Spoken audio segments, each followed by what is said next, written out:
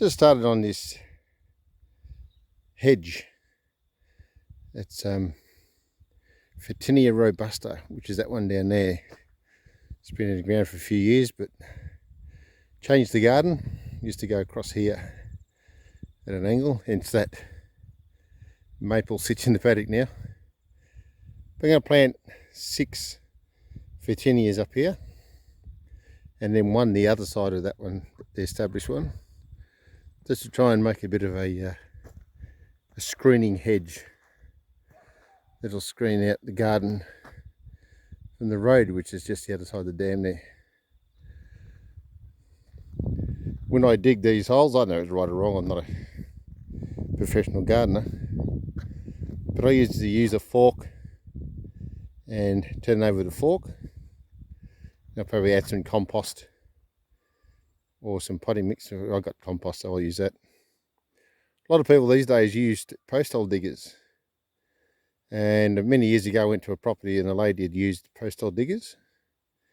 Because the post hole digger cuts the edge of the earth and actually compacts it, all of her plants grew like tubular root systems. They couldn't penetrate outwards.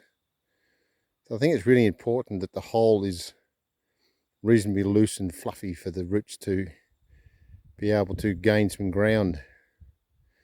That's my thoughts anyway. So this is the start of my Photinia Robusta hedge. Just down here in the garden on a cold, windy, showery April Sunday. Now, the other day I showed you about where I was going to plant these Photinias along here. Now the other day I come and dug a hole where each plant's going to go, and because there's been some earthworks and fill done here in the past, this particular hole here and the next one along, they've got a fair bit of clay in them. So what I've done, I'm going to plant another one over here too. In the old part of the veggie garden, up there, the other side of the old chook pen, I got this compost that's been composting for 10 or 15 years probably. So what I'm going to do is remove some of this clay stuff, probably 2 shovelfuls, fill the hole up with compost, and then keep forking it over and meshing it all up, and hopefully make something slightly better for the trees to establish in. So that's what I'm doing this morning. Just got a bit of a passing shower, so I thought I'd come and sit under this grevillea that I got here and look back down towards where I'm going to plant the Photinias. It's funny, here comes the sun. Right above me is blue sky, but there's this edge of a shower. It's a lot wetter down the valley than what it is here. Those autumn days where it's just annoying little showers that come through, but we need it though, believe me, we need it. This is pretty dry here, sitting under the tree, bone dry. We need as much as we can get. Compared to this time last year, about 100 mil short. It was amazing last year. So I'm just going to sit here until this little shower passes and I go back down and finish doing these holes. I've climbed out from under my tree. The sun is back shining. Now just something about this compost. Some people saying, oh, you can't use it. That has been like that for 4 or 5 years. The rotting down process is finished. Because if you start using really green compost, it'll actually burn your plants and actually doesn't work at all. You got to have it dormant like that, where it's no longer decomposing. Really good soil. So I put it in that hole. I took 3 shovel loads of clay stuff out of there and put 3 or 4 of compost in the hole. Made a huge difference to it. As you can see, it's not bad at all. That was what the clay was like. I've broken that all up with the compost. Most of it anyway. So it should be good for putting the plants in. So yeah, don't use green, still decomposing compost in your garden. It'll burn your plants.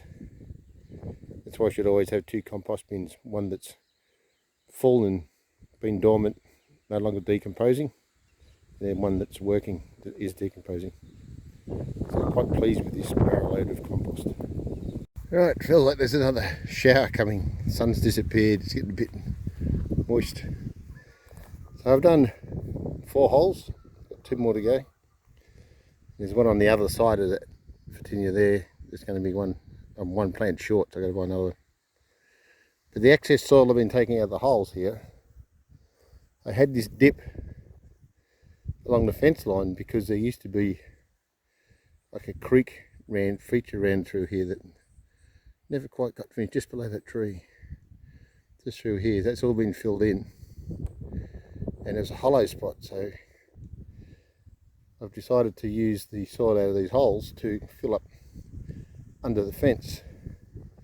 Just so it levels it off a bit and puts a bit of height into the star pickets, and overall I think it looks better.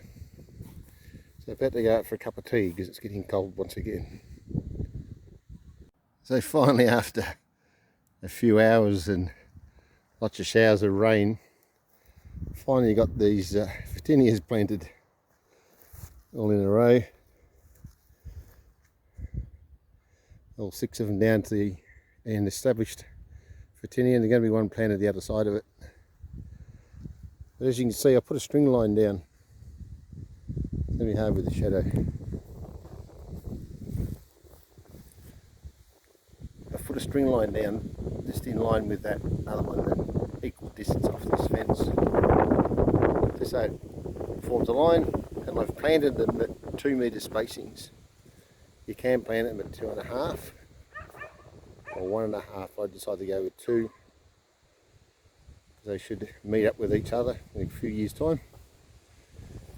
So that's what I've done there. It's come up pretty good, I think. As long as the birds don't attack them and wind don't blow them over. And with this original one, I just stuck a bit of a dam around it like I did with planting. See, I always put a dam around plants, especially trees, so that they just collect a bit extra water. It always helps instead of it running off. So I like a bit of dam around this thing, put some compost around it. I've now filled it with water, and then I just got to get one more and plant it here, and then that will finish the line. As you can see, they line up through that tree there.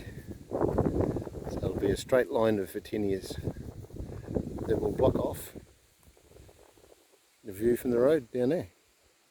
So make this garden a little bit more private. And then I'm going to plant something up there, I'm not sure what yet, from that snowball tree just there, around to this paloma. So that's the next lot of plants I've got to buy.